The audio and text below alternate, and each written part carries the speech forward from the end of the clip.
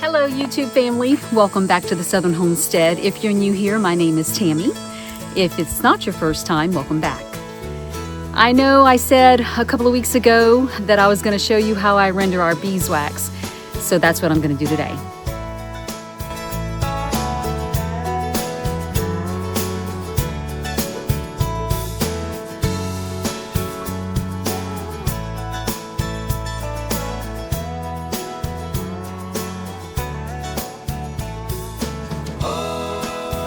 So a couple of weeks ago, we actually harvested all of our honey from the hives.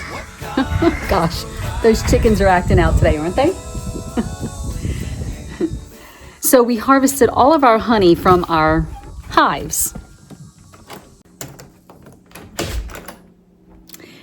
And today's the day that I'm going to go ahead and render down our beeswax. And I'm going to take you along for the ride. When the honeybees bring their pollen back to the hive, they actually make the honey and they insert the honey into each little hole in the honeycomb. And what they do is they dry it out and then they cap it off. They make wax. And if you remember back in our video a couple of weeks ago when we were harvesting the honey, we actually showed you the frame that was full of honey and it was all capped.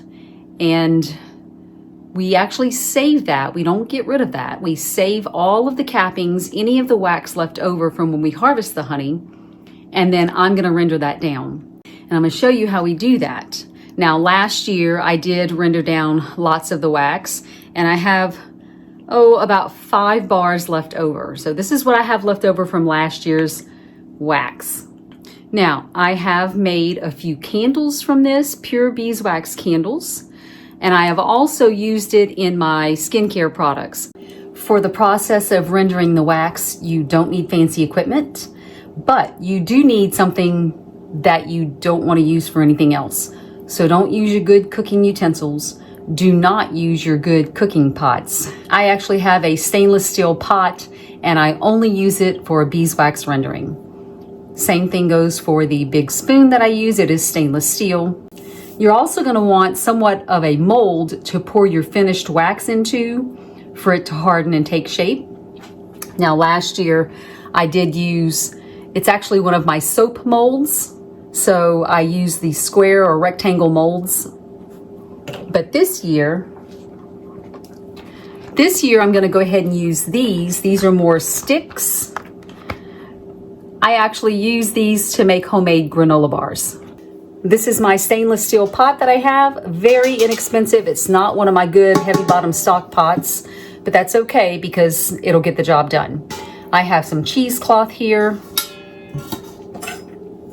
and I have a stainless steel spoon. And I also have my wax cappings. The first thing I'm gonna do is I'm gonna put a few inches of water in the bottom of my pot. I'm gonna take the pot of water and set it on the stove top and bring it to a nice low boil. Now that our water is pretty hot, I'm gonna go ahead and start adding the beeswax to the water.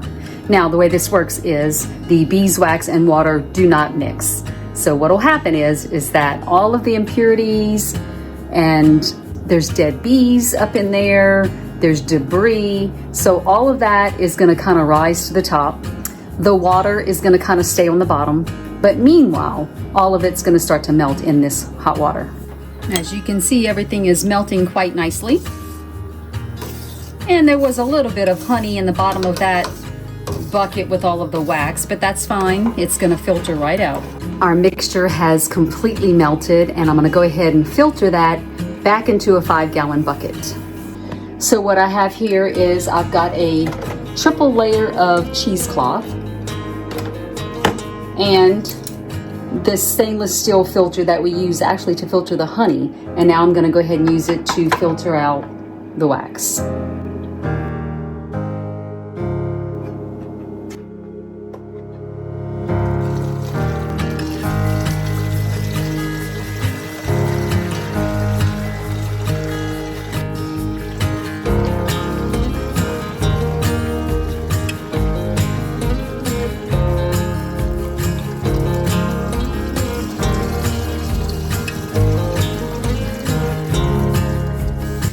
It is the next morning. I rendered the wax yesterday one time. It's time to go ahead and pull out the blocks of wax and discard all of the debris that was left behind, including the water and whatever honey might have been left inside. I'm gonna go ahead and do that here outside, less mess, and then we'll get back inside and do our second rendering.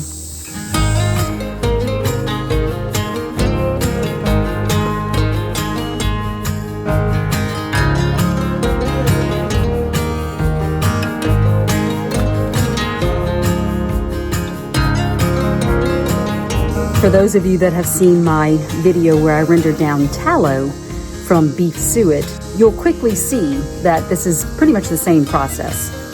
So I did a wet rendering with this wax, and all of the debris, most of the debris, is going to be found on the bottom of the beeswax. So I'm just going to scrape off as much as I can before I do the second rendering in the pot of boiling water again.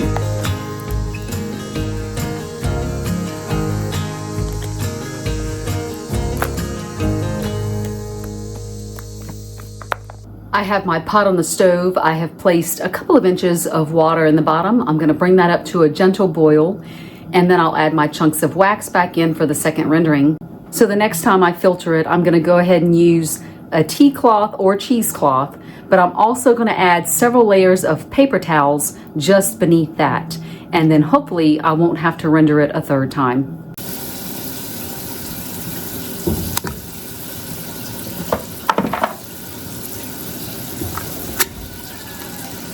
All right, so I have my bucket all set up here. I've got a tea towel, I've got my stainless steel strainer, then I also have some paper towels and a cheesecloth.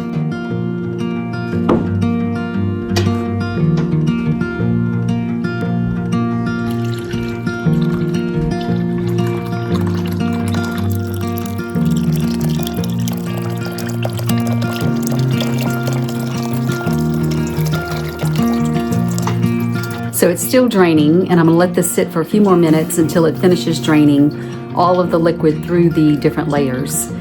And then it's gonna have to sit for several hours for it to solidify. And once it does, I should be left with a layer of wax on top and then water on the bottom. Hopefully at that point, it's gonna be plenty filtered enough and pretty clean wax that I can just take the wax itself, melt it down without any added water, and then pour it into the molds.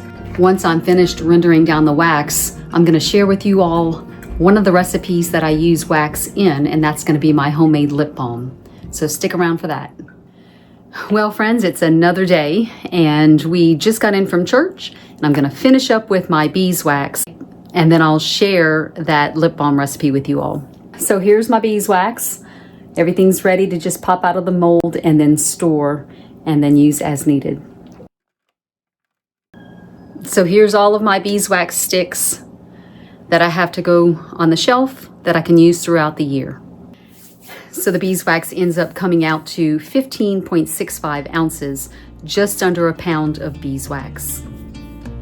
For the homemade lip balm, you're just gonna need 3 ingredients and then essential oils, which is optional. The first thing you're gonna need is coconut oil, you're gonna need some shea butter, and then you're gonna need your beeswax.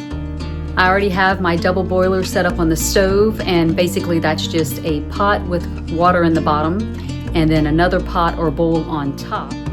So the first thing I'm gonna do is I'm gonna put in my beeswax, and I need 3/4 of an ounce. And to the beeswax, we're gonna add about an ounce of coconut oil and then about an ounce of shea butter. Now we're just gonna take our pot and we're gonna put it onto the double boiler to get it melting. Once everything is melted together, we're just gonna take it off of the heat, and I'm gonna let it sit for just a few minutes before I add the essential oil.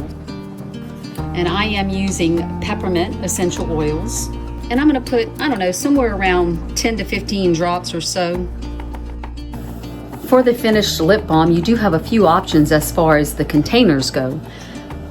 I use mostly these, and you can just get these online, and they're not very expensive. And most of the kits will come with this little holder here. They also make bigger ones like this if you're going to be doing a lot of them at one time, which I'm not doing today. And then you also have these cute little jars. Now these I've just recycled. These were when we were traveling and we've eaten at little restaurants. They have these on the tables with jams and jellies. So I've just taken them and cleaned them out and used these. These are very convenient to give as gifts. And now we're ready to pour it into our mold of choice. I do sell these at market and in my online store, and that's how I sell them.